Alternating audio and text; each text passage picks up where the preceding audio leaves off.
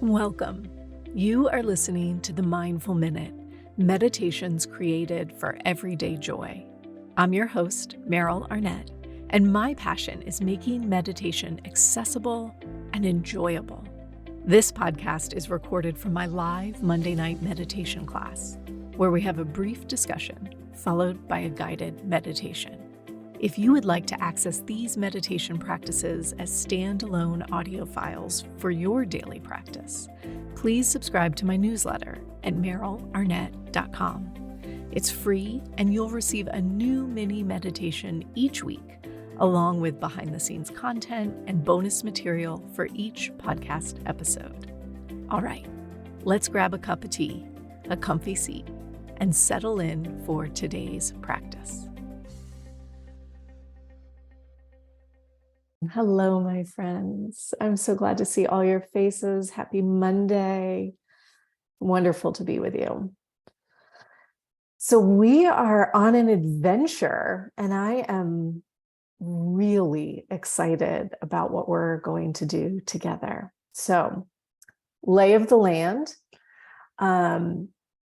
If you're in the live class with me, the most recent podcast episode, and if you're listening to the podcast, it will have been like a month ago at this point.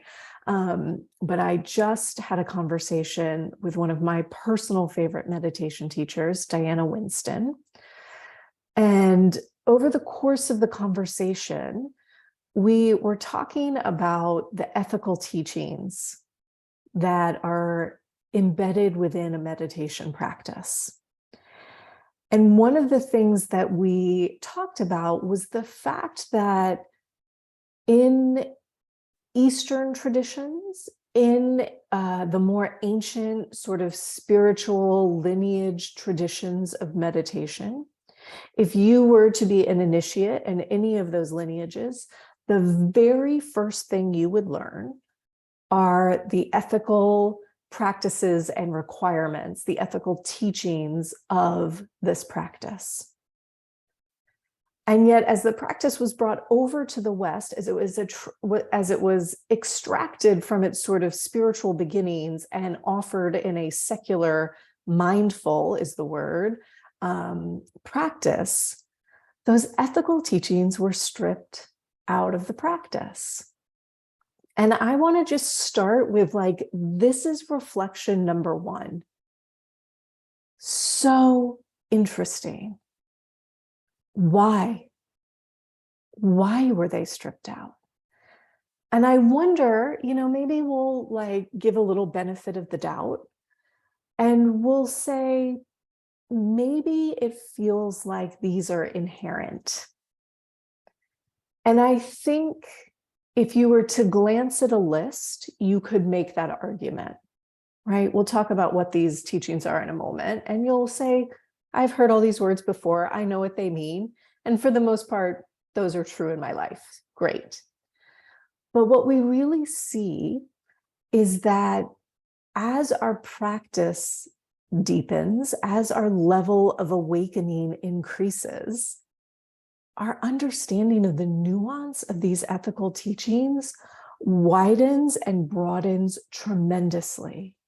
So what we might think on the surface level, well, suddenly we've discovered 15 more layers that we have yet to look at.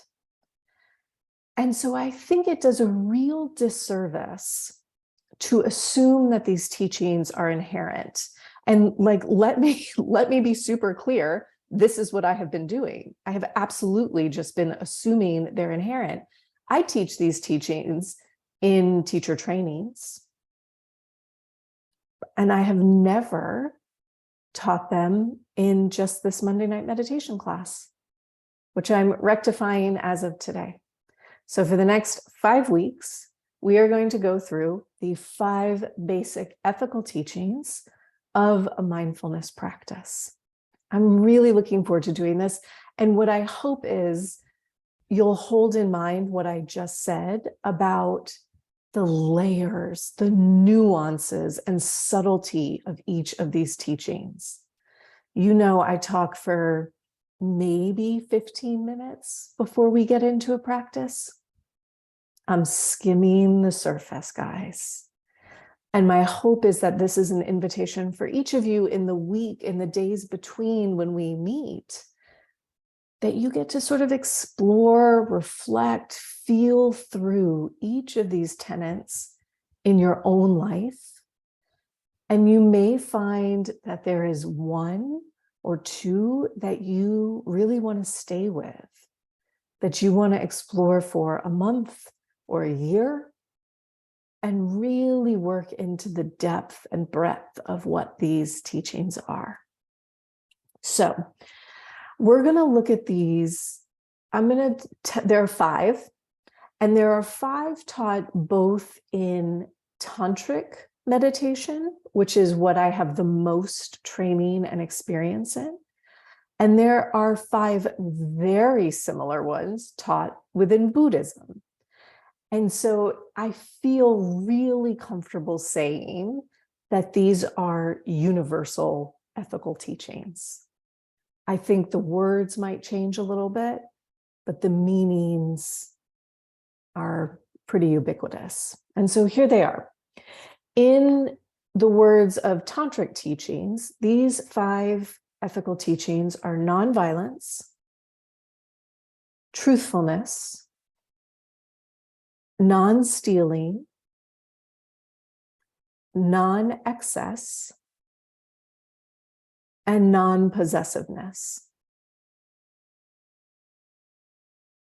In Buddhism, these are taught as the 5 precepts, and they are to abstain from taking life, to abstain from taking what is not given, to abstain from sensuous misconduct, to abstain from false speech, and to abstain from intoxicants. And so you see that they're really similar. There's a lot of overlap, although the sort of title differs very slightly. And so we'll look at these in turn. And we're going to start today with the first one, which is nonviolence. And this teaching comes, I think there's no bigger crisis in our world today than the crisis of violence. This comes at a raw and tender moment when we are potentially really cracked open. And I hope that this makes for a really ripe, vulnerable place where you can explore what this tenet looks like and feels like in your life. Now, when I say the word nonviolence, I assume that we all sort of have at least a most surface level similar thought around what that means. And likely it's referring to physical acts. But when we really look at the words used in this tenet, the actual description, I just want to read it so I get it right. The description is non-animosity toward all living beings, all the time, and in every respect. Non-animosity toward all living beings, all the time, and in every respect. Animosity is not just physical acts. Animosity can show up in words, in thoughts, in intentions. And so while on the grossest level, perhaps it can be easily understood, but it only takes a few seconds of reflection to start to see how subtle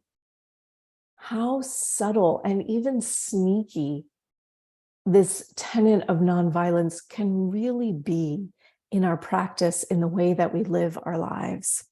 And so maybe we'll just think about this for a second. You can just do like a little internal reflection here.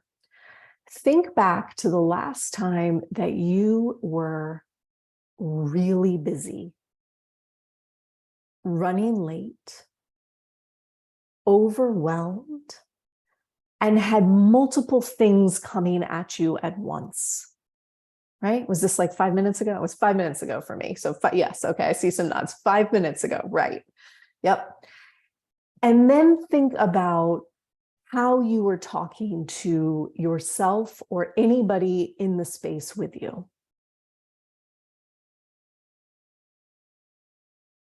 If you're like me, those moments when I am hurried, overwhelmed, out of balance, feeling a little bit powerless, those are the moments, without doubt, that I am less than kind to my partner, that I am short-tempered with my children, and that my email will end with a period instead of an exclamation point, right?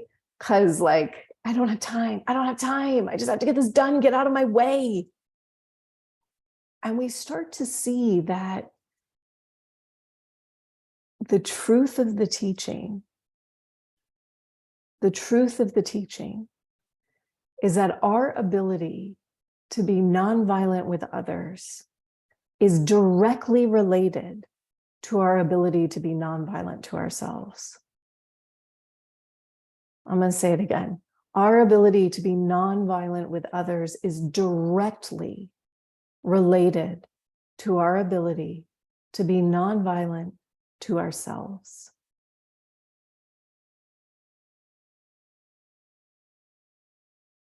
And so we start to turn our attention inward with these ethical teachings.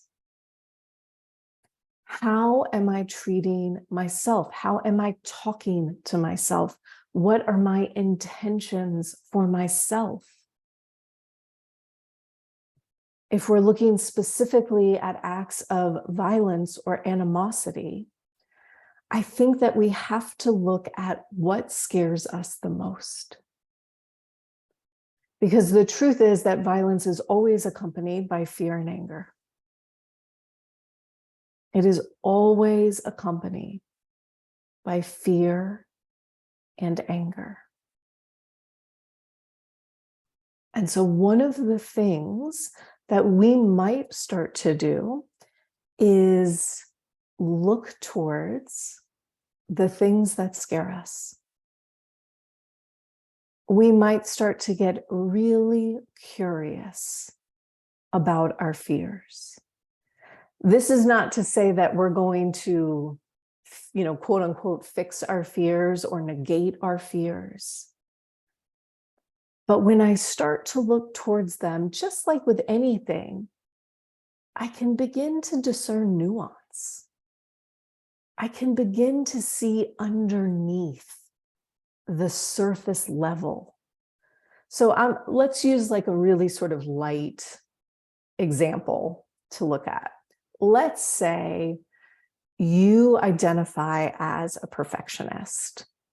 You are so good at your life. Your house is clean. You do your job with every I dotted and every T crossed. You made straight A's as a kid. Perfect. And when people comment about how good of a job you do, you feel good and secure. And if you mess up, you feel terrible, right? So in this exploration of nonviolence, if that was something that you identified with, you could be like, why do I get so upset when I missed an email and I didn't respond? And I should have responded immediately. Why do I get like, my stomach is churning, I'm like sweaty, I feel really uncomfortable and upset? Why? And so you're like, well, I want to do a good job. I don't want to lose my job. I need my job. That's so interesting. Like, why would I lose my job over one email? Okay. And well, I really want people to like me and think that I'm capable. And we keep going deeper and deeper and deeper. And maybe we get somewhere like, I don't really think that I'm enough. And if I don't do it perfect, then everybody else will know I'm not enough. Right? And so that's a real fear.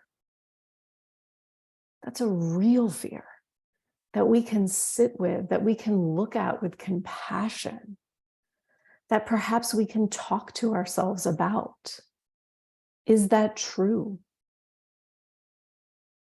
So, one of the ways that we start to work with this tenet of nonviolence is to look towards our fears, to be curious about them, to offer ourselves some self-compassion towards our fears. And the other piece I would say is that we really intentionally work to create some balance in our lives. Because just like that first reflection, when we're constantly going, when we're constantly dropping the ball and underslept and undernourished and unwell, we don't have the space for self-compassion. We don't have the strength to look towards our fears. We are beat down. Right? And let's be super clear about this. Our fears tend to be the things that we run from, we fight with, or we ignore very, very hard with lots of coping mechanisms like too much TV or alcohol or drugs or online shopping, or you name your personal predilection, right? So easy for me to say this, easy. And the reality is, this is why we do our practice, so that we're building up enough of a container, enough strength to be willing to be curious about what scares us, to be willing to look into all the things that we believe make me me, so that every time it feels threatened, every time my self-created identity of a perfectionist, of any identity, you name it, anytime that feels threatened, rather than respond with anger, we can respond from a place that is really centered and balanced and compassionate. So I'll just share one more story. I'm remembering that I read this, and I want to say it was in a Brene Brown book, but I can't remember which one. And the story went something like, it was this reflection on sort of anger and self-compassion. And the gist of the story was like, somebody receives an invitation for her child to go to a pool party. And the invitation says, you come too. We're all going to hang out around the pool. And the mom in this story is like, I'm 20 pounds overweight and I don't feel great in a swimsuit. And God, I really don't want to go hang out with these other people that I don't even know in a swimsuit. Makes me so uncomfortable. And then 30 minutes later, she's in the fight of a lifetime with her husband over some ridiculous thing, like who unloaded the dishwasher last, right? And it wasn't until weeks later, as she's like pulling and teasing this apart, that she's like, oh, right. I was so upset about thinking. She didn't even go yet. She was just thinking about doing this thing that created this sense of shame and judgment about who she was. And it created this act of violence that, without any mindfulness, you don't even notice it, right? You're like, my partner's a jerk. He didn't unload the dishwasher. Sheesh, right? And you're not pulling it back into what scared me. What scared me in this? What was the fear? What was I feeling?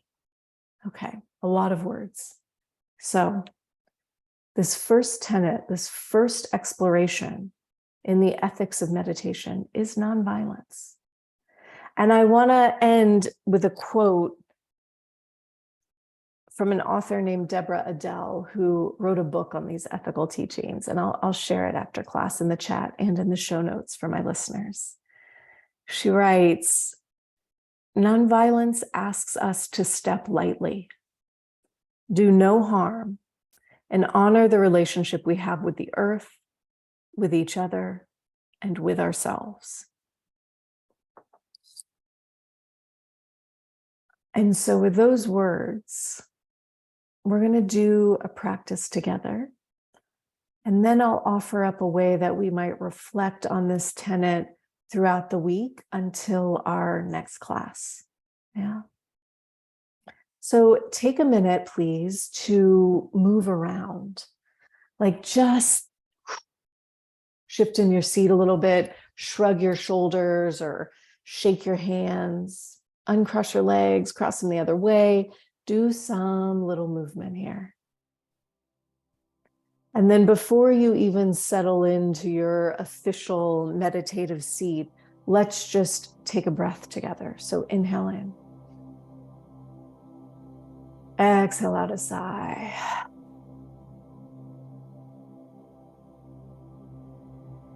And then as we start to let go of the words and the ideas and the stories, then we might settle ourselves into a seat that feels steady and familiar, into a seat that feels safe and comfortable, allowing your hands to rest on your lap, perhaps allowing your eyes to close. And if that doesn't feel right today, you can always take a soft gaze towards the ground.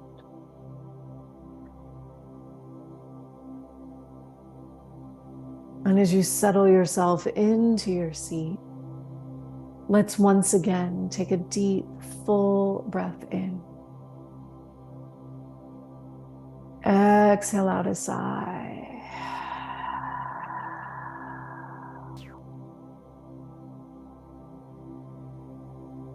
We allow our breath just to flow. We remind ourselves that there is no way to understand it all immediately.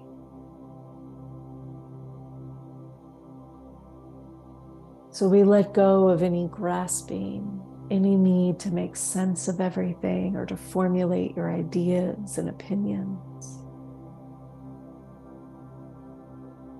And instead, we invite ourselves just to be here together. We do so by silently saying to ourselves, now is my time to meditate.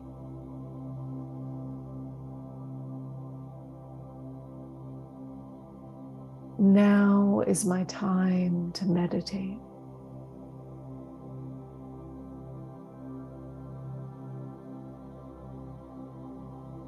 And as you say those words to yourself, you feel yourself pulled into a circle of meditators that expands past the boundaries of space and time.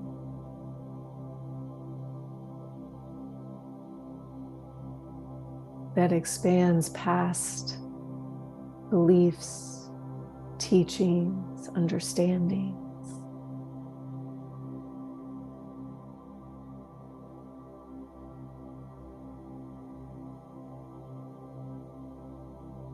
And in this connected place, we feel ourselves sit a little bit more.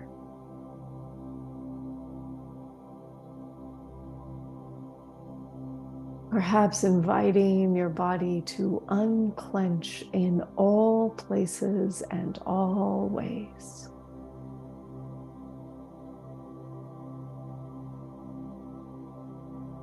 Feeling all the edges of your body soften.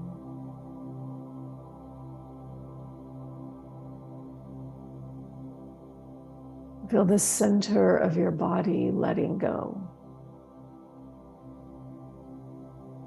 Through the belly,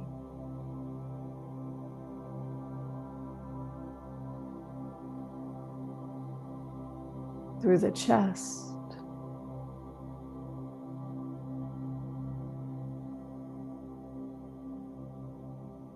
through the jaw and the cheeks,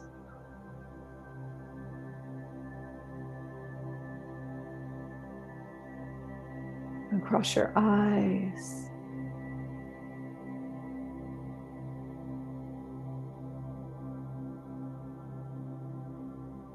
across your forehead,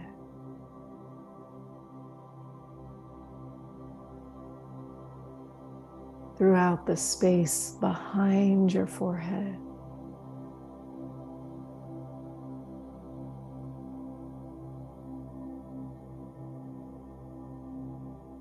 Feeling every breath as an opportunity to soften.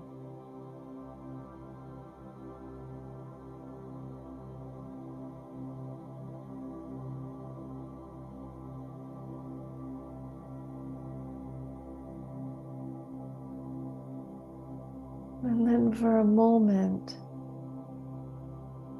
we'll simply turn our attention towards our breath.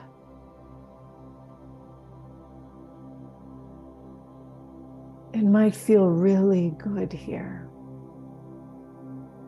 to feel as you inhale as if you were pulling your breath all the way up your spine from the base to the crown. And as you're exhaling, it's from the crown all the way down to the base of the spine. You could just feel your breath moving in this way. Inhaling up the spine. Exhaling down the spine.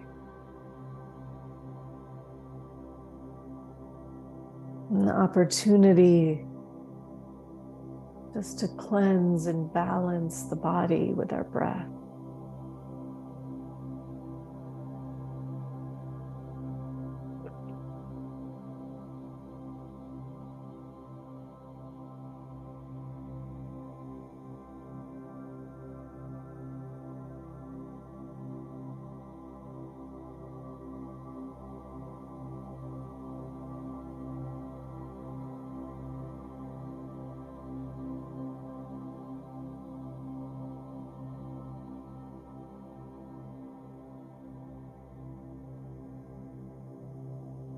And because our practice today is an exploration of nonviolence,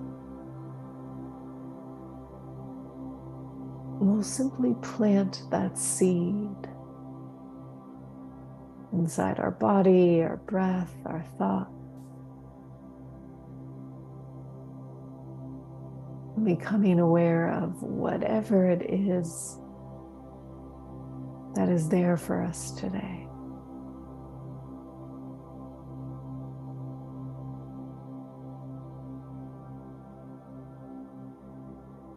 And so the next time you're breathing down towards the base of your spine, you'll just let your awareness rest right down at the base of the spine.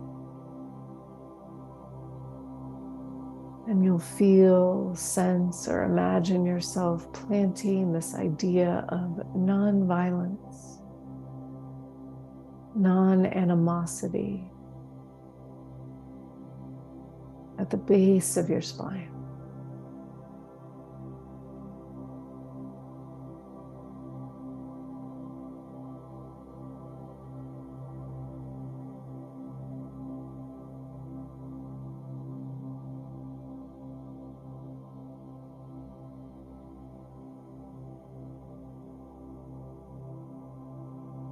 And then you'll move up an inch or two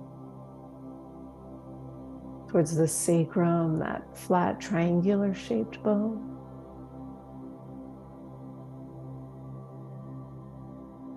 And there at the very low back, again, you simply plant this idea, nonviolence. Curious about how it looks, how it feels, how it shows up in your inner world.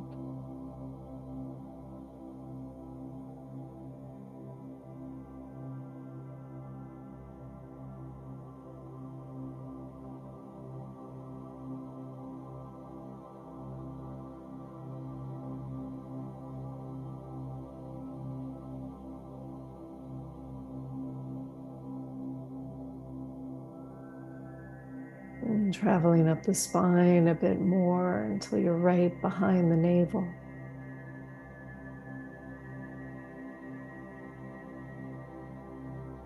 And here again, we plant nonviolence.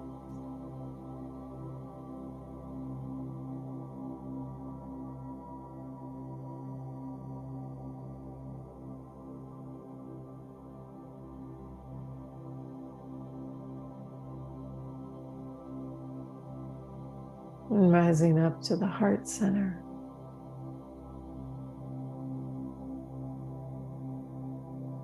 Center of the heart. Nonviolence. How does it look? How does it feel?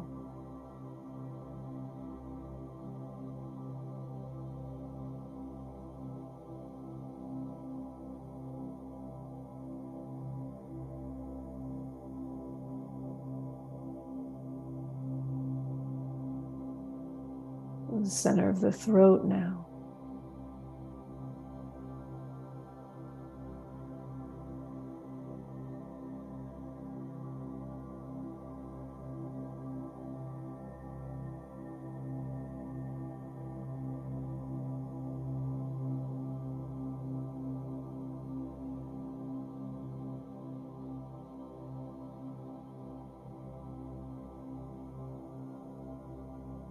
The center of the brain, right in the mid-brain.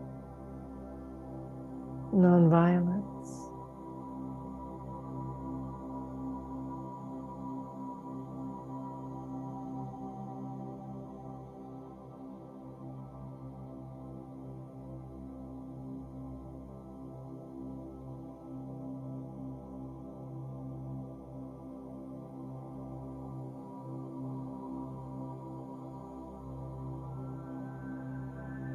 And all the way up at the crown of the head, the very top of the head, nonviolence.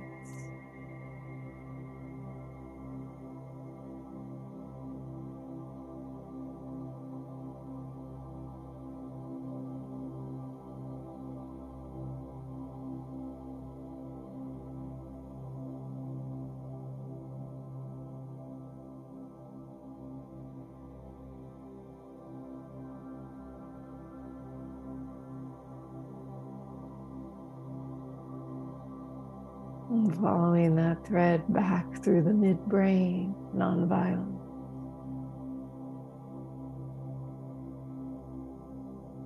The center of the throat, nonviolence.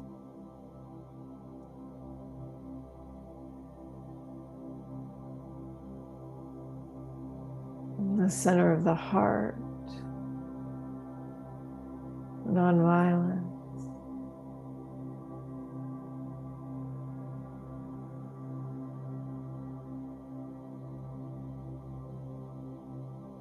Navel center, nonviolent.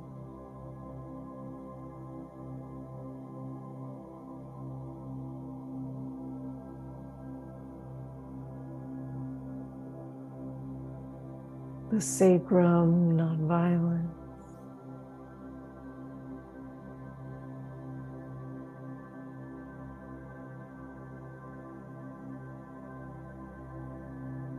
The very base of the pelvis, nonviolent.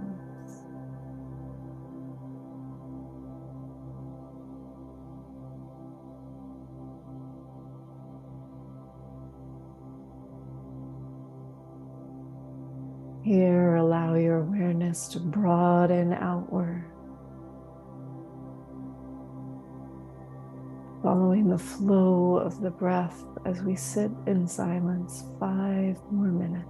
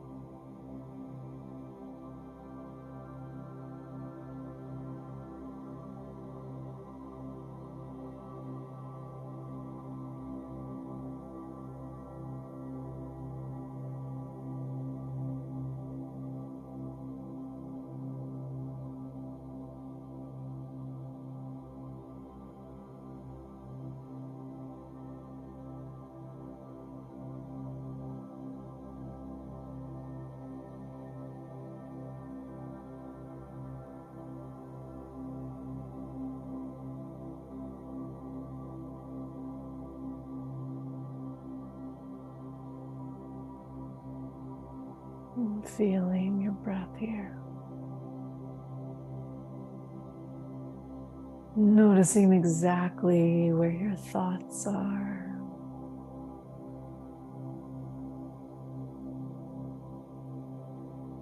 Very slowly starting to wiggle your fingers and your toes, allowing your breath to deepen a bit.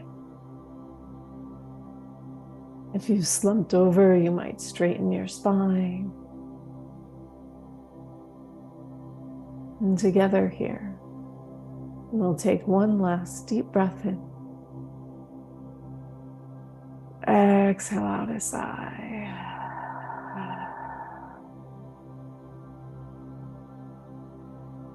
Taking all the time you need to blink your eyes open, to let go of your practice.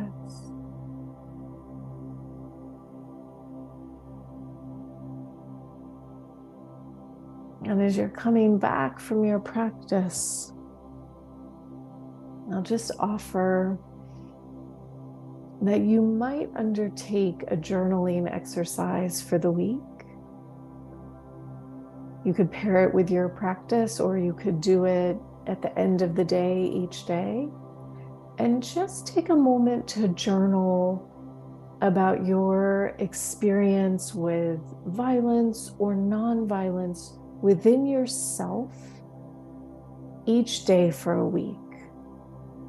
How did I talk to myself when I had a good day? How did I talk to myself or treat myself when I'm having a bad day? How did it go when I messed something up or when somebody was unkind to me? Start to pay attention just to the tone of your day. Make some notes for yourself, right? So that you can look back and see over the course of the week how violent or non-violent were you towards yourself. And we'll let that start to inform our understanding of this first ethical teaching. And then as we move through the next 4 weeks, we'll look at each of the additional teachings, and what we'll find is that all of them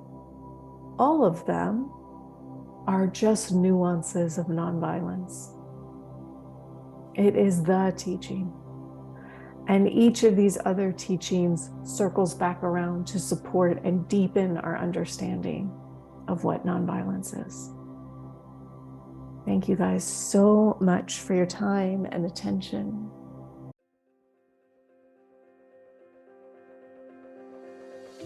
Thanks for listening to the Mindful Minute. If you enjoyed today's episode, please consider sharing it with a friend or leaving me a review wherever you get your podcasts. This helps others to find the show, and let's face it, we could definitely use more meditators in this world.